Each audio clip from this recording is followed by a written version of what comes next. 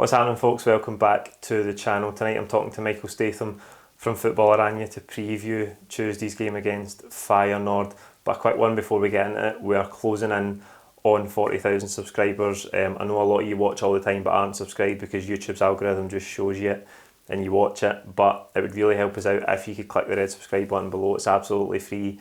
40,000 is a huge landmark for us. We've got lots of brilliant Champions League content coming up throughout the group stage campaign as well, so please hit the red subscribe button below and I hope you enjoy this video.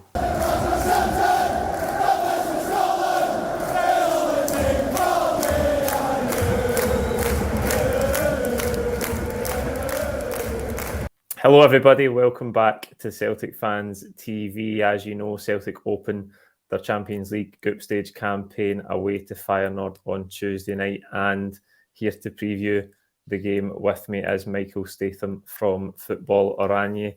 Michael, thank you for taking the time to join us. We're here to talk about Feyenoord. First of all, what do you make of the draw? It's been a while since, I think I spoke to you a couple of years ago when Celtic were drawing against AZ in the Europa League qualifiers, but proper big Champions League tie now between Celtic and a Dutch side. So how do you feel about the draw? First of all, thanks for having me on, Paul, and good to see how Celtic Fans TV is getting on. Nice to keep tabs, and how you doing? Yeah, so I liked the draw for all four Dutch teams, each getting a British side. And, getting Celtic is tough for Feyenoord. But I think, as we'll get into, I don't think the comments of Ardemos, if anyone read that in the media, and neither do a lot of Feyenoord fans. But I think going away to Celtic is going to be tougher than at home. I mean, in the Kuip, Feyenoord are fancied against most teams that they play, and that's because of the incredible record they have there.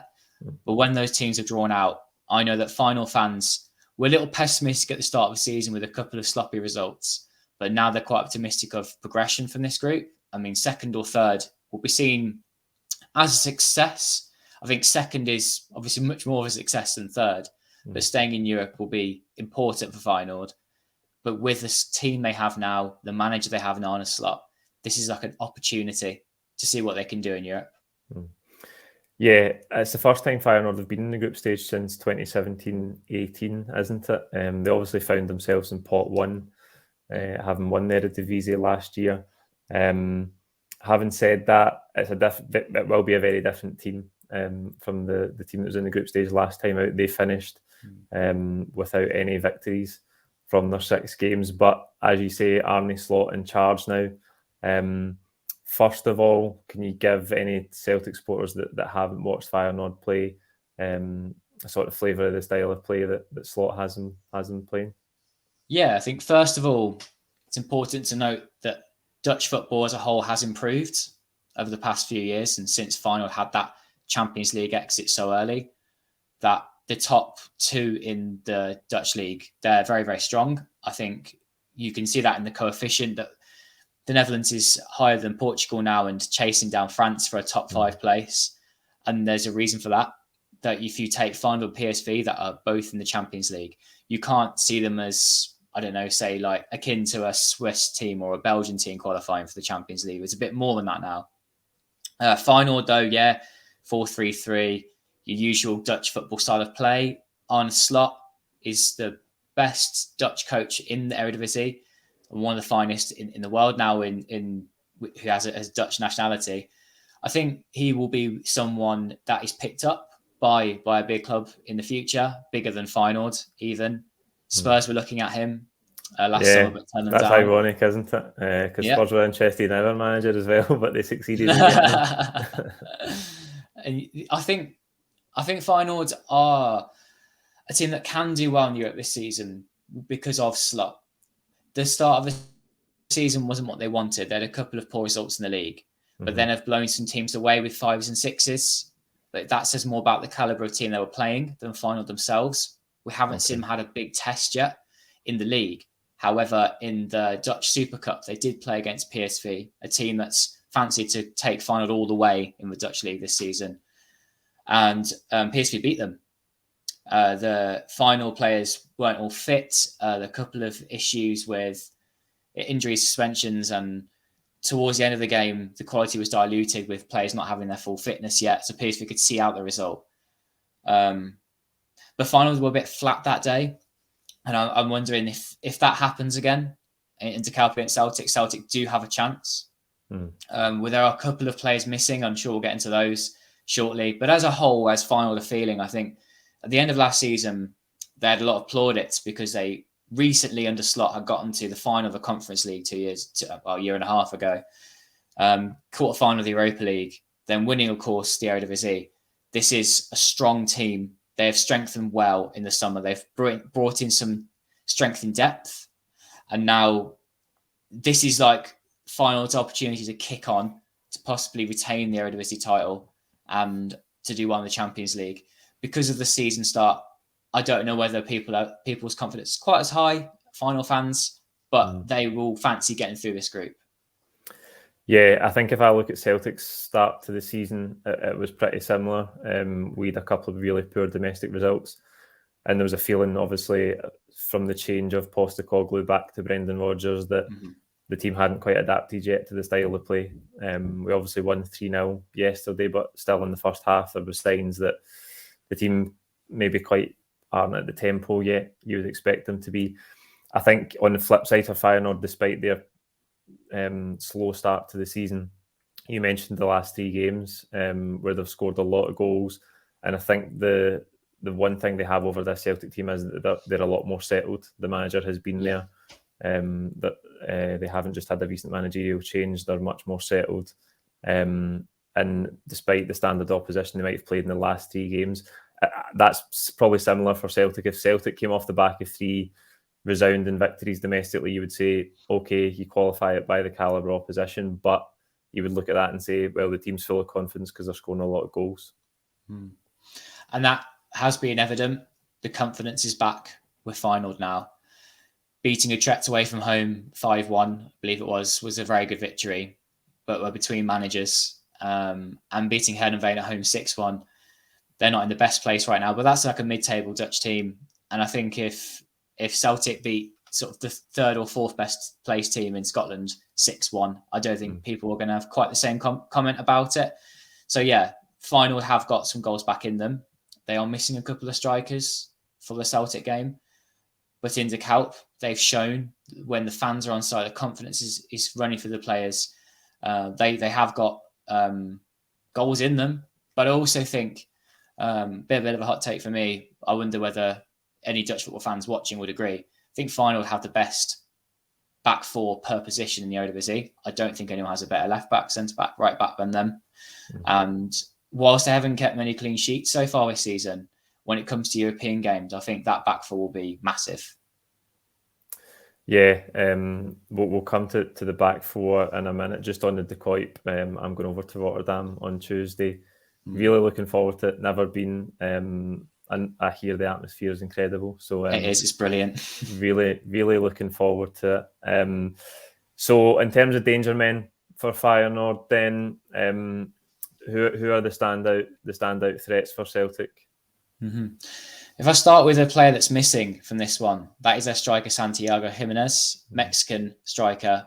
I think he's been slept on by quite a lot of European teams. And annoyingly, recently in the Netherlands, also FIFA. They don't rate him that highly, but he is on EA Sports, you want to call it. Anyway, they don't rate our top striker very highly.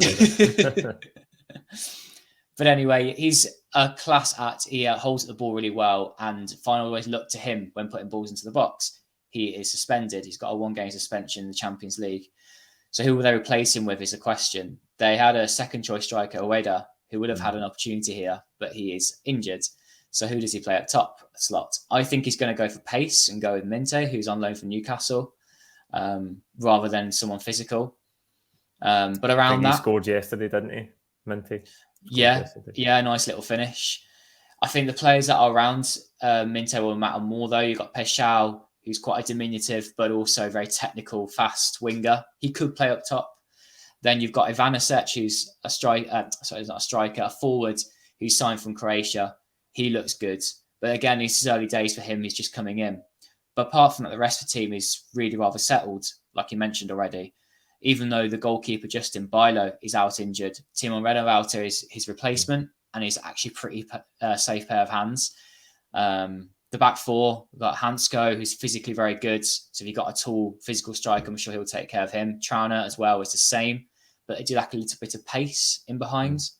I think Geertruida will play at right back, and he's one of the best Dutch defenders that's going at the minute in a Netherlands national team that's full of very good defenders. And Quinchili Hartman is a young left back, flying left back, likes to get the pitch a lot. I think with Feyenoord's strengths in defence, they'll try to keep it tight into Kuip. But I think that Celtic, I'm sure you'll comment on this yourself, Paul, but I think they'll sit in, and that plays quite nicely into Feyenoord's hands. Whilst there might be a problem on the counter-attack with the pacing behind that back four, I do think that Feyenoord will have enough of that ball, enough control of the match to see it through because of the forward players they have. If someone's not playing well, they'll bring someone else off the bench. Yeah, it's going to be interesting to see how Celtic approach the game because we haven't seen enough, I don't think, of this Brendan Rodgers Celtic team yet. It's not, as I say, it's not settled. We've had a few injuries as well to key players. I don't think he really knows what his best team is yet. And because this is the first European game, it's hard to say how we'll approach it. Going back to Brendan Rodgers' first spell, he tried a couple of different things and it didn't really work for him in Europe.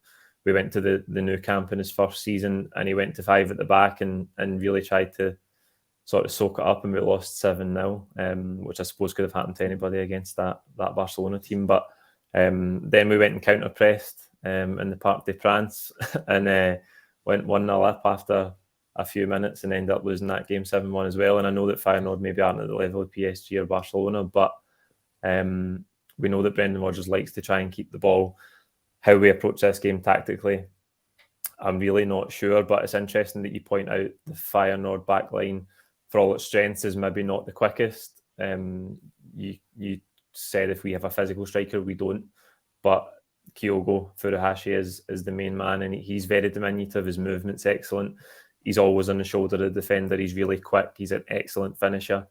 And with Maeda, the other Japanese player we've got on the left-hand side who's really, really quick, I think that could be a way that we could possibly get at Feyenoord. But again, it depends. If they do have the majority of the ball, can we be dangerous on the counter-attack, and are they vulnerable to that sort of thing? I think that will it's one of those things that it plays into the law of averages, isn't it? If Feyenoord want to own the ball, hope that they'll score 2 or 3 goals and it'll be enough. Celtic will play deep, they'll play in the counter-attack. It's taking that risk, isn't it? Does that matter on the night more? Can you be clinical if you get the opportunity? I suppose Feyenoord could go with a bit more pace in the middle if they move Geertruida into the centre, but Bartman Kuip is injured and he's the other right back, so I'm not sure whether they will do that. So yeah, there could be that opportunity for Celtic on the counter-attack. I think with Feyenoord missing their key strikers who can be clinical themselves, does that give Celtic an opportunity? Yes, it really does. And I think talking on a Celtic podcast, we want to give you your fans some optimism. Do Feyenoord have the weapons to somehow get a goal? Yeah, I think they do. And if Celtic try and go further forward, then I think Feyenoord playing their counter-attack themselves are very dangerous. So it's about them being quick, speedy on the ball. They have lots of different ways of getting at teams. They'll use set pieces as well. They're all round very good team in the Kuip. Yeah, there's definitely a feeling amongst some Celtic supporters that we are not playing at the level required yet. Come into a fixture like this, like I say earlier, looking to take confidence from the league games, and there's still a few question marks. And we know that if we're sloppy and we give away the chances that we've been giving away in league games, that we will get punished at this level. But the centre-back area is a real concern for us because our main centre-back, Cameron Carter-Vickers, is injured. So we've got some inexperience there, guys that haven't played together very often. So I suppose it's a benefit for us that Feyenoord are missing their main centre-forwards, because that can maybe help us with that lack of experience we've got at centre-back. In midfield, what are Feyenoord's strengths in midfield? Because again, that's an area where Celtic don't really have a big physical presence. We've got some good technical players in midfield, but how are Feyenoord shaping up in that position? I actually think it's the area where they need the most development this season to compete in the Champions League. some good players, but they're missing Uk and Kotriav, having gone to Benfica this summer. So they're trying to find the right balance without him. Someone who can be as good defensively, also on the ball, with the passing. So Timber, who's the brother of Julian Timber, who's at Arsenal now, Quentin Timber, he's very technical, pacey, but it was his fault that Feyenoord conceded a goal at the weekend because he lost the duel with a player midfield. He ran past him, scored a goal. Then there's Zaruki, who hasn't really had much for looking yet. He is a Kochi replacement. So I just don't see the settled feel in that midfield, and there are players who can come in and give options. I mean, Matt Vifa, who's in the Dutch national team, he actually played some of a game over the last international break. He's had a fantastic season last season, but this time he's been critical about himself. In interviews, he said he doesn't think he's good enough, and he gave reasons why. But still got selected for the national team, and then had a stinker when he played for the Netherlands. He played against Heerenveen, played well, but that was Heerenveen at home. How will he cope with the Champions League stage? So I have enough confidence that Feyenoord will be okay, but there are opportunities for sure. And in that midfield, they have got possibly more technical players than Celtic, but if it was to come down to a physical battle, I'm not so sure against other teams. Yeah, you've touched on the record in the Kuip, how strong they are at home. How do you feel they view Celtic coming into this campaign? Obviously, Celtic's record in the group stages of the Champions League, where it was once really strong, and we were dark horses, and we could giant kill at times. In the last 10 years, that's really diminished. We've taken one victory from our last 18 group stage games. And I know that Scottish football across Europe and globally isn't viewed as a high standard. So you've touched on the comments as well from the Dutch journalists during the week. How do you think Feyenoord view this game? I think they view it as a tougher game than you might think. And the comments in the media don't reflect most of what Feyenoord fans will be looking towards this game. But they need 3 points in this if they're going to progress in the group. So there's that mentality of, well, we have to win. It's not that like they think they'll turn up and win 2 or 3-0 and it'll be simple. It won't be. I need to be careful here as well about mentioning Rangers on this podcast, because I've done this on Rangers podcast mentioning Celtic and vice versa. So I've got to be careful here.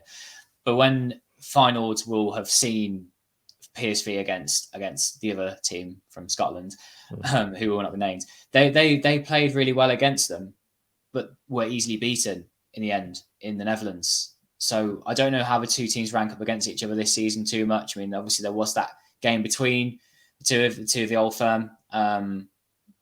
I wonder though whether they're at a similar level in a final. Get things going into Kuip. Can they get the goals? Do Celtic have an answer if they're playing so defensively? Because what is the quality of Celtic at the moment on the European stage? Because that's what Dutch teams will look at. They'll see the matchup already this season and think, well, maybe it'll be similar then. I do know that once the teams came out of the hat, that Feyenoord fans were quick to say, wow, Celtic Park, going away there, that's going to be really difficult. And we know how good we are into Kuip, but those trips are going to be nice trips for fans, definitely. But for getting results, not so sure. Yeah, I think for us, you talked about the PSV clash with Rangers, where they were obviously well beaten in Holland. We did play Rangers at Ibrox just before the international break there. We won the game 1-0. We were missing a lot of key players, Carter Vickers, Hatate, others that I've forgot about. We're missing Mike Nawrocki at centre-half as well, who have just signed for £4 million. Missing a lot of key players, but we won the game. And Rangers were really poor on the day. So I think we're still clear of Rangers in terms of quality. We're still the better team. We obviously won domestic treble last season. But the challenge is for us in the Champions League, we haven't been able... We played well in the group stage campaign last season. We got plaudits, but we didn't get any victories. We got 2 draws against Shakhtar Donetsk and lost the rest of the games. And even against Leipzig, we had chances. The first 30 minutes against Real Madrid, we were really good. Again, didn't take our chances to go in front and see how the game would have played out from there.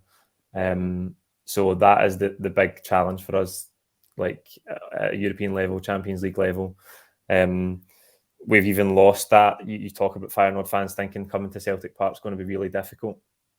I mean, that one victory in the last 18 group stage games was away against Anderlecht. So we've even lost that threat for big teams coming to Celtic Park. Yes, the atmosphere will be incredible, but we don't tend to take very many big scalps at Celtic Park anymore. And that's something that we have to get back to as well if we're to have any chance of competing in a group stage like this. So it's going to be hugely interesting to see how the game plays out on Tuesday.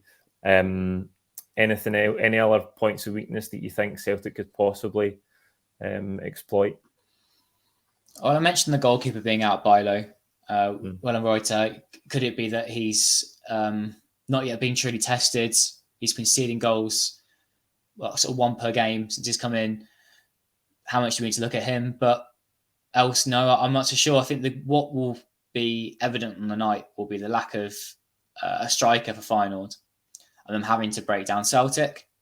I think that if Feyenoord can be aware in the counter-attack and set up well there, Slot loves a high press. That is one of the things he's well known for. And an extra pacey player at the top of that will just make that high press even more so. And I think if Celtic then go to playing with long ball to get out of those situations, that Feyenoord win those headers with the back line they have, then you've got the turnover possession being quite constant. Feyenoord keep coming. But can they take their chances and be clinical without their two strikers being available? That's how I see this game being played out. Yeah, as I say, it's going to be interesting. It'll be a defensive test for us, even without those top strikers for Feyenoord, because of the personnel that we have back there at the minute. So, Michael, as a neutral, I suppose, but an expert in Dutch football, how do you think the game's going to play out? And can I push you for a prediction? I love a prediction, even if I get them wrong. I think Feyenoord will have some problems with Celtic on a counter-attack. I can even see them scoring. And then it's up to Feyenoord to find two to try and win the game. And I think they might struggle to do that. But I do predict a 2-1 win for Feyenoord, and it will be late. I think Feyenoord won't be at their best. Okay. Well, Michael, thank you for your time. And I hope you enjoy the game. I certainly will. And the Kuip on Tuesday. Thank you for joining us. Cheers. And if anyone wants to check us out, Dutch football in the English language, Football Oranje.